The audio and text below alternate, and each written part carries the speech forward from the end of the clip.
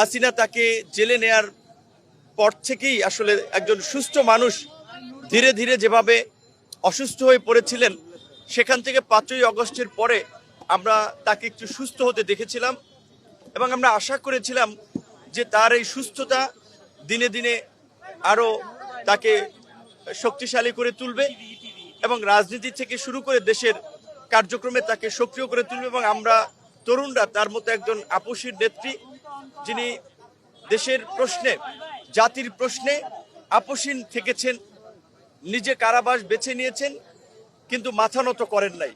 তো এই রকমের একজন আপসীন মানুষ, তাকে নিয়ে আমরা আগামীর বাংলাদেশ গড়ে তুলব।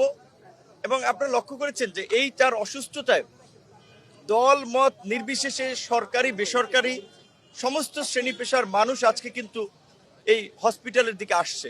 দল মতের ঊর্ধ্বে আজকে তার যে সম্মান এবং অবস্থান, সেটির প্রতি ভালোবাসা থেকেই সকল মানুষ তার এই অসুস্থতা আজকে উদ্বিগ্ন, খোঁজখবর নিচ্ছে। আমরা আল্লাহ পাকের কাছে প্রার্থনা করি, আল্লাহ পাক যেন তাকে সুস্থ করে আমাদের মাঝে আরও কিছুদিন অন্তত রাজনীতিতে ফিরিয়ে দেন। কারণ আজকে এখনো বাংলাদেশ সংকট থেকে উত্তরণ ঘটে নাই। সামনে নির্বাচন আছে, নির্বাচন নিয়েও নানান ধরনের সংকট আছে, পরিস্থিতি ঘোলাটে হচ্ছে। সো এই রকমের সময়ে জাতীয় ঐক্যের প্রতীক বাম ডান, ডান বাম মধ্যমপন্থী একেবারে সমস্ত মত পথের মানুষ, এবং দেখেছেন এই গণ অভ্যুত্থানের তরুণরা কিভাবে তার জন্য দোয়া করছে। কেউ বিএনপি করে না, ছাত্রদল করে না, যুবদল করে না, মসজিদ মাদ্রাসায়, মন্দির প্যাগোডা গির্জায় দোয়ার আয়োজন করছে। কারণ সকলে এটা কিন্তু ফিল করছে যে এই মুহূর্তে জাতিকে ঐক্যবদ্ধ করার ক্ষেত্রে খালেদা জিয়ার একটা উপস্থিতি, তার একটা নেতৃত্ব, তার একটা দিক নির্দেশনা এই জাতির জন্য খুবই প্রয়োজন। ডাক্তারদের সাথে কথা বলেছি, তারা বলেছে যে গতকালকে থেকে অবস্থা স্থিতিশীল আছে। আমরা আশা করি যে দেশের চিকিৎসাতেই হয়তো তিনি সেরে উঠতে পারেন। আর যদি তার ফার্দার কোনো ধরনের বাইরে নেওয়ার প্রয়োজন হয়, সেটা তার পরিবার এবং ডাক্তারদের পরামর্শে সিদ্ধান্ত হবে। এই মুহূর্তে ডাক্তাররা, তার দলের নেতারা সবাই তার জন্য দোয়া চেয়েছেন, আমরাও দোয়া করি এবং দেশবাসীকেও বলবো যে তার জন্য দোয়া করতে। কারণ তিনি এখন ব্যক্তি বা দলের নেতৃত্বের পর্যায়ে নাই, তিনি সারা দেশের মানুষের মাথার মুকুটে পরিণত হয়েছেন, দল মত নির্বিশেষে জাতীয় ঐক্যের প্রতীকে পরিণত হয়েছেন। দেশের জন্য, আমাদের জন্য, আমাদের ভবিষ্যৎ প্রজন্মের জন্য তার নেতৃত্ব অন্তত এই মুহূর্তে খুবই প্রয়োজন।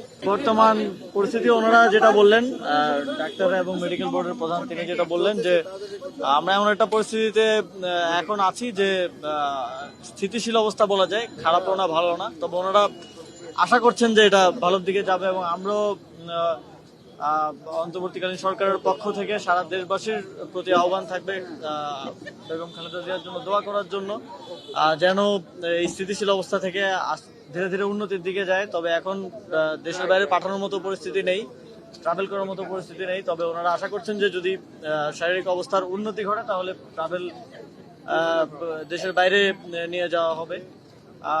আসলে বাংলাদেশের গণতন্ত্রের প্রশ্নে কিংবা বাংলাদেশের সার্বভৌমত্বের প্রশ্নে আমরা দেখেছি যে বেগম খালেদা জিয়া নামটা সবার আগে আসবে। এবং বাংলাদেশ একটি এখন গণতান্ত্রিক রূপান্তরের যে সময় পার করছে, এই সময়ে আসলে বাংলাদেশের মানুষ বেগম খালেদা জিয়ার ব্যাপারে যে কোনো ধরনের খারাপ সংবাদের জন্য প্রস্তুত না।